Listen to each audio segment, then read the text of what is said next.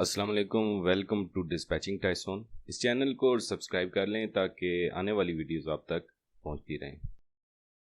नाजरीन, आज की वीडियो में हम ये देखेंगे कि जब आपके पास कैरियर ऑन बोर्ड आ चुका है, जब आपने कॉल जो की हैं, तो उसके बाद नेक्स्ट प्रोसेस क्या होगा, उसके साथ एग्रीमेंट कैसे करना है, उसके साथ जो डॉक्यूमेंटेशन करनी है वो क्या क्या होंगी। तो थोड़ी सी डिटेल में इसके बारे में आप लोगों को दूंगा। ठीक है, तो वीडियो आगे स्टार्ट करते हैं कि क्या चीज़ है। सबसे पहले आपने कैरियर्स ने आपने कोल्ड कॉल की या ईमेल किया तो उसने आपको बता दिया कि ठीक है जी, he is ready to work with you. तो सबसे पहले आपने ये करना है कि सबसे पहले आपने एक इस तरह का वर्ड पे, एमएस वर्ड पे या कैनवा पे बना सकते हैं, तो इस तरह का एक फॉर्म आपने ख़ुद से बना लेना है। ये मेरा ख़ुद से बनाया हुआ फॉर्म है, ठीक है। तो इस पे क्या इन्फॉर्मेशन है कि ये आपके पास एक प्रिंट निकला हुआ पास होना चाहिए। इस पे सबसे पहले आप उससे कंपनी नेम, ईमेल और उसका जो फ़ोन नंबर है, ये सारा आप इसको एक दफ़ा बेशक वीडियो को पॉज करके भी देख लें कि क्या इन्फॉर्मेशन इसमें आपके पास आ रही है।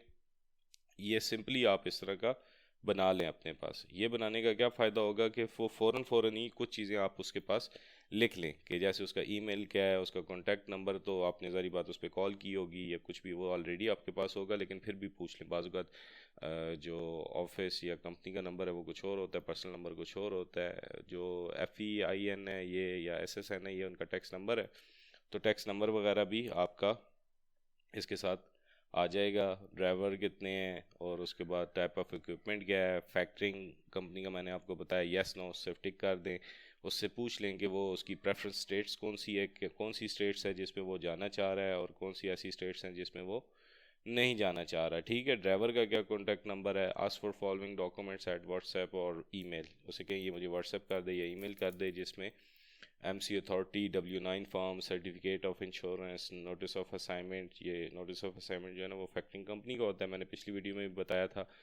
अगर तो उसकी MC नहीं है, यानी कि 3 महीने से कम की है, तो आपने उससे कॉपी ऑफ CDL भी मांग लेनी है। CDL आपको पता होना चाहिए, टर्मिनोलॉजी वाली वीडियो में मैंने बताया था कि कमर्शियल ड्राइविंग लाइसेंस है, ठीक है। और void cheque if you are using quick pay for payments man, यानी अगर उसके पास फैक्टरिंग नहीं है तो फिर आपने उससे कहना है अपना एक वॉइड चेक भेज दे, ताकि उसको वो आप उसको या ब्रोकर को दे के उसको क्विक पे के मेथड के थ्रू आप उसको पहुंचा सकें। और नीचे आपने अपना ईमेल उसको बता देना कि ये आपका ईमेल है। तो ये फॉर्म आपके पास रेडी यूज़ हर टाइम, जब आप कॉल कर रहे हो, जब आप ईमेल कर रहे हो, जब आप मैसेज कर रहे हो, जो तरीका मैंने आपको पिछली वीडियो में समझाया था, तो ये फॉर्म एक इसका प्रिंट होके आपके पास होना चाहिए।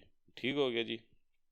अब आगे जो इसके बाद का क्या सीन है, इसके बाद आता है आप उसको कहेंगे कि एग्रीमेंट करना है या नहीं करना। ठीक है, अगर तो वो सिंगल ड्राइवर है कि चल रहा है, बाज़ का they don't like to do agreement, ठीक है, तो उसको चलने दो। उसे कहें ठीक है कैरियर पैकेट्स भिजवा दे। कैरियर पैकेट में भी यही चीज़ें होती हैं, MC नंबर और ये सारा कुछ, ठीक है। लेकिन अगर प्रॉपर कैरियर कंपनी और ये आपके हक में भी बेहतर है, कोशिश करें कि प्रॉपर उसका एग्रीमेंट ही होना चाहिए। ये डिस्पैचर कैरियर एग्रीमेंट है, ठीक है। ये आपको मैं भी कॉपी भेज दूंगा, गूगल से भी आपको मिल जाएगा, आप अपना भी बना सकते हैं, या आपका कोई दोस्त वगैरह वकील वगैरह है तो एक दफ़ा उसको, या ये वीडियो पॉज करके भी साथ साथ आप लिख भी सकते हैं, ठीक है। तो this agreement is made between, वो नाम लिख लेना, made this day of this between AZ dispatching services limited liability company. ये इजी मैंने एक फ़र्ज़ी नाम है, अगर किसी को हो तो बराए मेहरबानी एतराज़ न कीजिएगा। ये मैंने जस्ट एक नाम लिख लिया, ठीक है। यहाँ पे आपकी कंपनी का नाम आ जाएगा।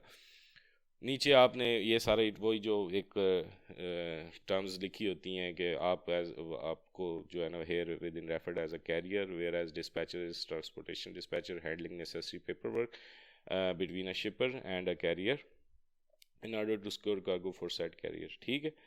और ये इसी तरह की वर्डिंग जो यहाँ पे आ रही है, इसमें से मैं सिर्फ चीदा पॉइंट्स हैं वो कोशिश करूँगा कि पढूं, ताकि आप लोगों का भी टाइम ज़ाया ना हो। इसको सिर्फ आपने एज इट इज़ कॉपी कर लेना है। इसमें से जो पॉइंट्स की चीज़ें वो मैं खाली आपको समझा दूंगा। Dispatcher will make sure 100% effort to keep trucks loaded, मतलब आप 100% कोशिश करेंगे कि ट्रक लोडेड रहें। Carry will be contacted about every load we find. Carrier को आपने हर दफ़ा बताना है कि कौन सा लोड आप ले रहे हैं, वो एक्सेप्ट या रिजेक्ट करे, ये ड्राइवर की मर्ज़ी होगी, ठीक है। आपने इनवाइस टाइम से कर देनी है। उसके बाद ऑब्लिगेशन ऑफ अ कैरियर क्या है जी, कैरियर एग्रीज टू पे डिस्पैचर अगर आपने उससे फ़्लैट रेट पे बात की तो फ़्लैट रेट इस पे लिख देंगे, अदरवाइज़ परसेंटेज लिख देंगे कि कितनी परसेंटेज वो पर वीक आपको पर लोड यानी कि ईच लोड के हिसाब से करेगा। फॉर एग्जांपल आपने 5% 10% लिखी तो यहाँ परसेंटेज आ जाएगी, और अदरवाइज फ्लैट रेट लिखा है जो $250 पर ट्रक पर वीक चल रहा होता है। Carrier gives dispatcher authority to provide his her signature, जो भी यानी कि आप रेट कन्फर्मेशन इनवॉइसेस और जो चीज़ें आपके पेपर वर्क हैंडल करेंगे उसमें कैरियर आपको अथॉरिटी दे रहा है, इसमें ये चीज़ लिखी हुई है, ठीक है। और तीसरा है जी, shipper agrees to pay carrier promptly, ठीक है। और following receipt of freight bill and proof of delivery of, यानी कि जो भी आप शिपर से जब आपकी पेमेंट आपको तो नहीं आनी, यानी कैरियर को आनी है, आपने कोशिश करनी है प्रॉम्प्टली उससे लें, यानी कि या तो फैक्टरिंग इन्वॉल्व करके, और प्रूफ ऑफ डिलीवरी और सारी चीज़ें जो है ना आपने फ़ौरन उसका काम कर देना। इतना वो नहीं है, इम्पोर्टेंट नहीं है ये वाली चीज़। इम्पोर्टेंट ये है कि अगर आपकी एक वो वाली वेबसाइट बनी हुई है कि जिसमें आपने पेमेंट मेथड ऐड किया हुआ है कि आपको कोई पे कर सकता है, ठीक है, तो आपने फिर ये ए वाला जो पार्ट है पैरा 4 पार्ट ए जो है ना, तब आपने लिखना है। अदरवाइज़ ये आपने अपने उसमें नहीं लिखना अगर आपका पेमेंट मेथड आपकी वेबसाइट पे ऑन नहीं है। तो अगर ऑन है तो ये इन्फॉर्मेशन लिख के उसको अपनी वेबसाइट का नाम लिख लेना है जो रेड किया हुआ है मैंने, इस पर xyz.com लिखा है, इस पर आपकी अपनी वेबसाइट आ जाएगी, उसका वो एग्जैक्ट पेज आ जाएगा कि किस पे क्लिक करें और डायरेक्ट यहाँ पे कर दे, ठीक है। आगे इसमें से काम की क्या चीज़, payments are due to dispatcher for services rendered and payments. हाँ, इसमें आप ये लिख रहे हैं कि आप सामान की पेमेंट्स नहीं ले रहे, आप अपनी सर्विसेज की पेमेंट ले रहे हैं, ये बी पार्ट में ये लिखा हुआ है, ठीक है। और सी में लिखो फेलियर टू पे dispatcher for services render will result in the termination of contract, कि आपका कॉन्ट्रैक्ट ख़त्म हो जाएगा अगर आप डिस्पैचर को उसने पैसे पे नहीं किए।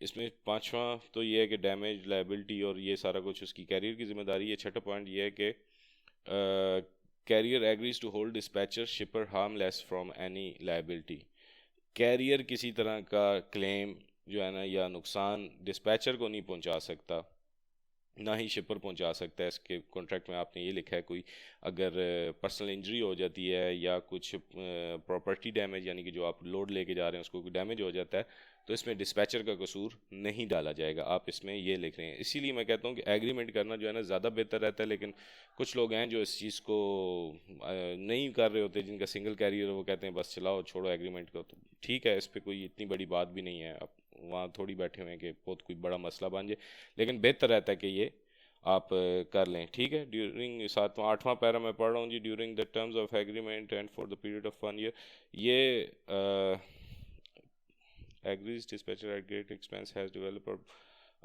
ये इसमें ये कह रहा है कि कैरियर्स जो है ना वो सक्सेसफुल ऑपरेशंस करना उसी की ज़िम्मेदारी है, डिस्पैचर का जो काम है वो लिखा हुआ है। तो जब भी वो एग्रीमेंट को ख़त्म करेगा तो 1 महीना पहले बताएगा। ये सारी बातें ही होती हैं, कर महीना पहले कोई नहीं बताता, जिसने छोड़ के जाना है उसने फ़ौरन ही छोड़ के चले जाना है, लेकिन एग्रीमेंट फिर भी बेहतर पोर्शन रहता है। कैरियर एक्नॉलेजेस ये अच्छा 9वें पार्ट में ये लिखा हुआ है कि भाई जो कैरियर्स की इन्फॉर्मेशन है डिस्पैचर के पास और या डिस्पैचर की इन्फॉर्मेशन है कैरियर के पास, वो टोटली प्रॉपर्टी है, सिक्योरिटी उसकी करना या सेफ्टी रखना कैरियर्स की भी जिम्मेदारी है और डिस्पैचर की भी जिम्मेदारी है, और कोई भी एक दूसरे की इन्फॉर्मेशन इवन अपने एम्प्लॉयज़ को भी नहीं देगा, ठीक है। ये जो लोग हैं ना कुछ लीड्स जनरेट कर रहे होते हैं वो ऐसे ही कर रहे होते हैं, ब्रोकर के पास कोई नंबर आया कि नहीं एमसी है, उसने पूरी लिस्टें बना के बेच दी, ठीक है, 20-30 हज़ार रुपये में वो लिस्टें नई वाली बेच रहे होते हैं। और आगे कौन सा पॉइंट काम का है, 12वां पॉइंट है जी, carriers acknowledge the breach of this provision will give rise to immediate and irreparable injury to dispatcher. हाँ, वो कहता है कि अगर आपने ये कॉन्ट्रैक्ट ब्रीच किया या किसी किस्म का डिस्पैचर पे कोई नुकसान हुआ, उसकी बेसिकली जो रेपुटेशन है वो डैमेज हुई, तो कैरियर क्या करेगा। आप ये देखें तो कैरियर 25% जो अभी तक का जितना लोड उसने लिया होगा उसका 25% या तो पे करेगा, और दूसरा ये है कि इस डैमेज को वो लिक्विडेट करेगा, $10,000 देगा कैरियर ने अगर किसी किस्म का कोई रेपुटेशनल डैमेज या कुछ भी डिस्पैचर के साथ करने की कोशिश की तो वो उस पर 25% या फिर $10,000 डैमेज पे करेगा। डैमेज से ये मुराद कि उसने हत्तों को इज़्ज़त आपकी जो है ना ख़राब कर दी है, तो वो इसके बदले में ये करेगा। ठीक है, देना शेना उसने कोई भी नहीं है, ना आपकी अप्रोच है कि आप उससे ये कर सकें, लेकिन एग्रीमेंट करना बेहतर है, एक टेंशन रहती है। ठीक है, और carriers agree that it will function under the terms of agreement strictly as a duly permitted contract carrier and hereby waives। ठीक है, बकवास है। आगे this agreement shall be deemed, छोड़ दें बस, ये गूगल से मेरे से ले लेना, बस एज इट इज़ ही कर देना, खाली अपना नाम और कंपनी का नाम चेंज करना है। आखिर में जी ये जो कंपनी होगी आपकी EZ डिस्पैचिंग सर्विसेज, वो आपने लिखनी है बाय जेम्स। जेम्स लिखा हुआ है, आपका जो भी नाम है आपने वो लिख लेना है।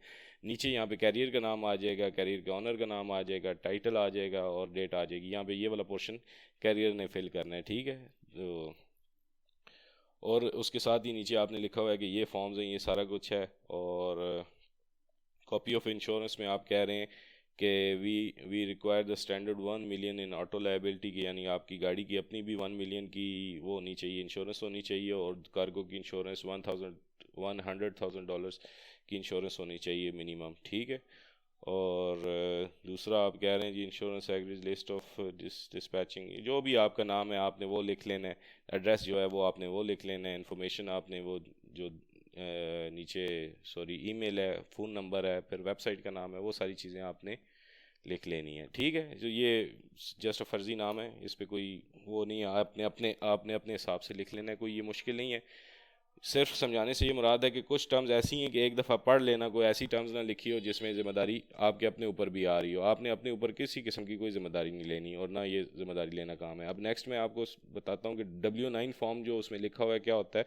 ये लिखा हुआ है डिपार्टमेंट ऑफ ट्रेजरी, मतलब और internal revenue service.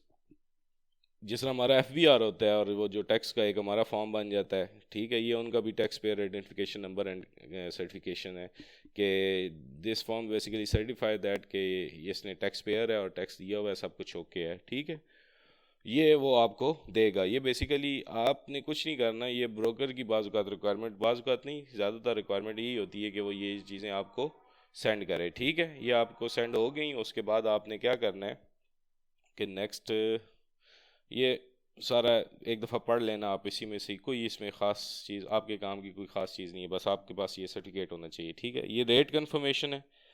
Rate conformation जो है ना वो मुख्तलिफ़ तरह की, हर ब्रोकर की अपना ही फॉर्म आपको मिलेगा। ठीक है, कुछ आपसे पढ़े जाएंगे, कुछ नहीं पढ़े जाएंगे, लेकिन कुछ ने नीचे पूरी पूरी तमीदें बांधी होंगी, लेकिन पढ़ना आपने ज़रूर है एक दफ़ा, और इसको अच्छे तरीके से पढ़ना है। ये जिस तरह इसने लिखा हुआ है कि ट्रेलर क्या है, पेज इसके एक ही है, यानी कि सिंगल छोटा सा शॉर्ट सा उसने बना के भेजा हुआ है कि ये $1200 का आपका वो है, रेट कन्फर्मेशन आई हुई है। कहाँ जाना है, कहाँ से पिकअप कहाँ से है, ड्रॉप ऑफ कहाँ पर है, ये सारी चीज़ें आपको इसमें नज़र आ रही हैं। कमोडिटी क्या है जी, ऑटो पार्ट्स हैं, गाड़ियों के पार्ट्स इसमें जा रहे हैं। वेट उसका कितने है, 19,380 उसका वेट है, वैन में जा रहा है। और कोई ख़ास इसमें चीज़ नहीं, उसका कॉन्टैक्ट नंबर लिखा हुआ है, ड्राइवर का वो लिखा हुआ है। और इसमें क्या ख़ास चीज़ है, नेक्स्ट देखते हैं, कोई आगे चलते हैं। आगे इसमें है जी एक और चीज़ यहाँ पे मुझे याद आई करने की है, वो ये कि बाज़ औक़ात ना आपने अभी ये सारा कुछ कर लिया, आपको उसने रेट कन्फर्मेशन भी भेजने से पहले एक वो बाज़ औक़ात ब्रोकर एक काम करता है कि कुछ ब्रोकर्स हैं जो ब्रोकरेज हाउस हैं, पूरी पूरी कंपनीज़ हैं, वो क्या काम करती हैं, वो ये काम करती हैं कि वो आपको कहती हैं कि हमारे साथ आप पहले रजिस्टर्ड हों। ठीक है, इसको सेटअप करना कहते हैं वहाँ की टर्म्स में। वो कहते हैं हमारे साथ पहले आप रजिस्टर्ड हों, तब हम आपके साथ काम करेंगे। ठीक है, इवन ये रेट कन्फर्मेशन भी तब ही आएगी, वो जो ही आपसे MC और वो चीज़ें लेता जाएगा तो आपको पता चलेगा जी, वो कहेगा आप मेरे साथ सेटअप नहीं हो। तो सेटअप से मुझे मुराद है रजिस्टर्ड नहीं हो, तो आपने पहले उसके साथ रजिस्टर्ड होना है। ये बड़ा आसान तरीका है, मैं एक मिसाल आपको दे रहा हूँ। ये TQL है, TQL आप एक पूरी बड़ी कंपनी है ब्रोकरेज की। ठीक है, तो इसके साथ आप आएंगे और सबसे नीचे आ जाएंगे, कैरियर्स में जाएंगे, गेट सेटअप। ठीक है, गेट सेटअप में जाएंगे आप, एक मिनट, ये रहा। अच्छा, इसके एक और चीज़ बताऊँ, इसके अपने लोड बोर्ड्स भी हैं। ठीक है, इस तरह की जो बड़ी कंपनीज़ हैं ना, लेकिन इसका मसला ये है कि ये लोड बहुत कम पैसों में पे कर रहे होते हैं, लेकिन अगर मजबूरी है या ब्रोकर ही अगर इसका मिल रहा है तो फिर आप इसको करेंगे। ये VPN बीच में ऑफ हो गया जिसकी वजह से उसने एक्सेस डिनाइड कर दिया है। मैं 1 मिनट इसको ओपन कर लूँ, फिर आगे चलते हैं, दिखाता हूँ कि सेटअप करते कैसे। ये फ़र्क होता है, आप जब VPN के बगैर काम कर रहे होते हैं ना तो फिर ये वाले मसले आते हैं। VPN असल में बीच में चलते चलते बंद हुआ है, तो इसने कहा जी आप ये चीज़ें करें सेटअप करने के लिए कि ये 3 चीज़ें पढ़ लीजिएगा इसको खुद ही। Carrier validation, I am not robot, select images with car. अच्छा जी, जितनी कार्स हैं वो हम यहाँ से सेलेक्ट कर लेते हैं ताकि आगे चलें, इसको पता चल जाए कि हम रोबोट नहीं हैं।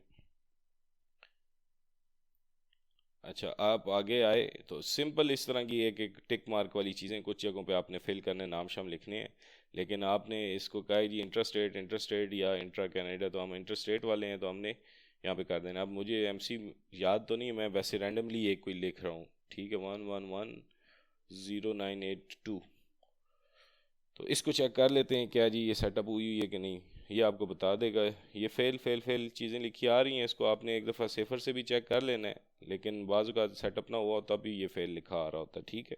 तो ये आप जब नीचे जाएंगे देखिएगा तो इस पर लिखा होगा रजिस्टर्ड नो, उस पर आ रहा होगा कि नो। तो लेकिन फिर भी चेक भी कर लीजिएगा कि ऐसा ना हो कि सबसे पहला काम भी आपने ये करना है कि सिर्फ उन लोगों को कॉल करनी है जिनकी MC एक्टिव हो। नॉन एक्टिव MC को आपने नहीं छेड़ना, ठीक है। सेफर से आपको ये चीज़ मिल जाएगी। ये देखा आपने, कैरियर ऑलरेडी रजिस्टर्ड नो, इसका मतलब क्या है कि जब तक ये आप रजिस्टर्ड नहीं होंगे तो आप इनके साथ काम नहीं कर सकते। तो ये इसी तरह ज़्यादातर यस नो वाली चीज़ें हैं, लेकिन कुछ जगहों पे आपको बाकायदा MC नंबर, डिटेल्स और ये चीज़ें इंटर करनी पड़ेंगी। तो बहुत इजी सा प्रोसेस है, सिर्फ बताने का पर्पज़ ये था कि अगर कोई ब्रोकर कह दे कि मेरे साथ सेटअप करो तो आपने परेशान नहीं हो जाना। तो ये सेटअप इस चीज़ का नाम है, ठीक है। जो छोटे ब्रोकर्स भी होंगे बाज़ वक़्त वो भी कहेंगे कि सेटअप करो, तो वो सेटअप आपने इसी तरीके से करना है कि उसको उसको कहना है कि मुझे सेटअप का लिंक भेज दो, ठीक है। वो उसकी अगर वेबसाइट होगी ज़्यादातर तो वो भेज देगा, नहीं होगी तो कहेगा ठीक है। अच्छा, अगली वीडियो में हम ये करेंगे कि अगली वीडियो में इंशाल्लाह हम लाइव क्वेश्चन आंसर्स करेंगे। और ये आज की जो वीडियो है ये तकरीबन हमारा जो बेसिक्स है ना वो ख़त्म हो चुका हुआ है। इसके बाद आज की वीडियो देखने के बाद आप अपनी कंपनी रजिस्टर करा सकते हैं, आप as a dispatcher, independent dispatcher भी काम कर सकते हैं। अब यहाँ तक का जो हमारा बेसिक लेवल का कोर्स था कि जिसमें एक कंपनी का ओवरव्यू आप समझ लें कि या काम स्टार्ट करने के लिए जो मिनिमम नॉलेज आपको चाहिए वो मैंने आपको प्रोवाइड कर दी हुई है। अब आगे हमने क्या करना है, आगे हमारा ये काम है कि एक तो मैं अभी क्वेश्चन आंसर सेशन लूँगा, कोशिश करूँगा कि लाइव आ जाऊँ, आपको अपने पेज से मैं एक वो पूछ लूँगा कि अगर आपको कौन सा टाइम सूट करता है या मुझे कौन सा टाइम सूट कर रहा है, उसके मुताबिक एक लाइव मैं वीडियो कर लूँगा जिसमें आपके लाइव आंसर्स और क्वेश्चंस का मैं आंसर दे दूँगा। दूसरी चीज़ ये कि अब आगे आने वाली वीडियोस कौन सी होंगी, आगे आने वाली वीडियोस उन लोगों के लिए होंगी कि जो अपना अब सेटअप कर चुके हुए हैं, अब उनको जो मुश्किलात आ रही हैं, जो चीज़ें वो फेस कर रहे हैं, या उनकी जो क्लाइंट कम्युनिकेशन है वो किस लेवल की होनी चाहिए, उन चीज़ों के बारे में मैं जो है ना आप लोगों को गाइड करूँगा। ये बेसिक मैंने आप लोगों का यहीं तक कवर कर दिया हुआ है। अब आप इस स्टेज पे अपनी कंपनी रजिस्टर्ड करवा के अपना काम जो है वो कर सकते हैं। तकरीबन मेरी कोशिश ये थी, बाकी इंसान हूँ, कि जो चीज़ें मेरी नॉलेज थी वो तकरीबन मैंने सारा आपको बता दिया। डेफिनेटली वो प्रैक्टिस तो विद टाइम मैं साथ साथ जो अब जितनी चीज़ें आपको बेसिक लेवल की बताई हैं सिर्फ ये उसका एक लिहाज से तारुफ ही है। अब जो जो आपका प्रैक्टिकली वास्ता पड़ता जाएगा, जो जो आपको प्रैक्टिकली इश्यूज़ आएंगे, उन चीज़ों के बारे में मैं आपको अगली वीडियोस में साथ साथ गाइड करता जाऊंगा कि क्या चीज़ आपने करनी है, क्या चीज़ नहीं करनी, प्रैक्टिकली क्या बात करनी है, किस तरीके से करनी है। कुछ लाइव कॉल्स भी अटेंड करेंगे, कुछ लाइव सेशंस करेंगे। तो इंशाल्लाह हम सब ने जो इसमें सीरियस हैं इस बिज़नेस में, बाकी तो बहुत सारे ऐसे भी हैं जो खाली मज़े लेने भी आते हैं, लेकिन जो लोग सीरियसली इस बिज़नेस को करना चाहते हैं, इस स्केल को सीखना चाहते हैं, उन लोगों के लिए बहुत ज़्यादा फ़ायदा होने लगा है। तो इंशाल्लाह मेरी सपोर्ट आप लोगों के साथ रहेगी। जिस जगह पे आप लोगों को सपोर्ट चाहिए वो मैं इंशाल्लाह आप लोगों को प्रोवाइड करूँगा। और कोई भी आपको इशू आ रहा होगा तो उसको मैं हल करने की हम इकट्ठे मिल के कोशिश करेंगे, ठीक है। तो बहुत शुक्रिया, इसको बाकी लोगों तक भी पहुंचाएं, इस वीडियो को, इसको लाइक और शेयर ज़रूर कीजिए ताकि आपकी तरह के बाकी जो लोग जो इस माली मुश्किलात में से गुज़र रहे हैं, ताकि उन लोगों को भी इस चीज़ का फ़ायदा हो, वो लोग भी निकलें, अपना कुछ सोचें करें। और ये कोई इतना मुश्किल काम नहीं है कि जो कोई ना कर सकें। मैं मैट्रिक के बच्चों को भी जानता हूँ जो ये लोग काम कर रहे हैं और अच्छे तरीके से कर रहे हैं।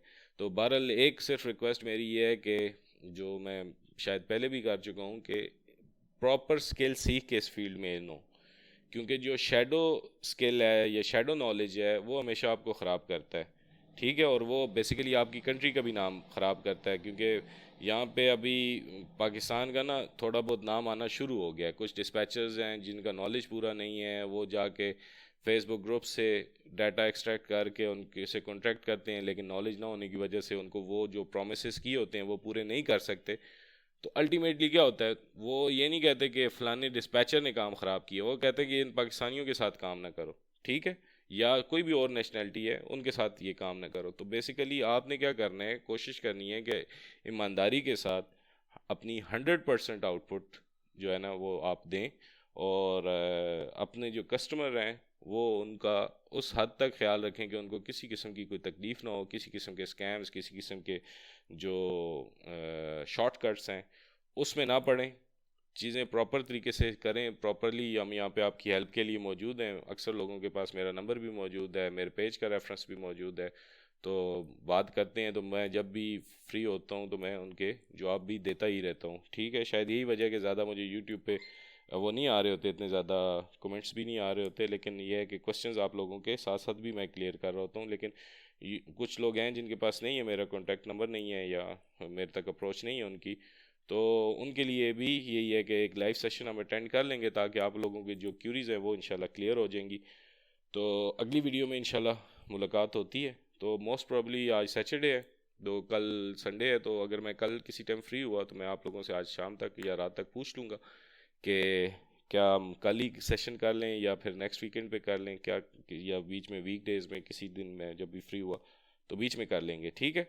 अपना ख्याल रखिएगा, ठीक है। और इस वीडियो को लाइक और शेयर ज़रूर कीजिएगा। जज़ाकल्लाह, अल्लाह हाफ़िज़।